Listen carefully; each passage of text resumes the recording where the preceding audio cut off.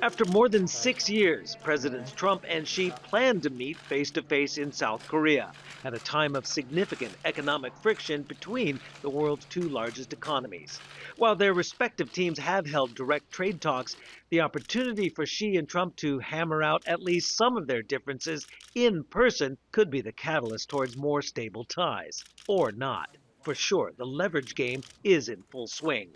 Earlier this month, Beijing announced a new round of export controls on rare earth minerals, vital inputs for a range of high-value industries, including advanced electronics and military systems, adding intensified uncertainty for global manufacturers, not just in the U.S., but Europe as well.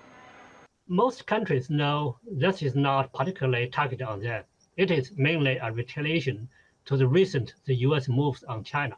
So if these countries, they handle relations with China, especially trade and economic relations with China well, without assisting the U.S. in sanctioning China, in pursuing the export control of China, I think, they don't have to worry about this.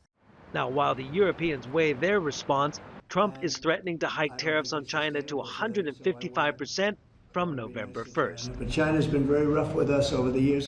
The U.S., citing national security, has implemented its own export controls, restricting China's access to high-end semiconductors and the equipment to make them, particularly those used for artificial intelligence. The result? An accelerated push by both nations for greater self-sufficiency and/or an increased reliance on or through other key trading partners, from critical components to strategic crops. China's buying the bulk of its soybean imports this year from South America instead of the U.S., and Trump has now struck a deal with Australia for rare earth. Underlying these economic issues are the geopolitical risks in the Asia-Pacific.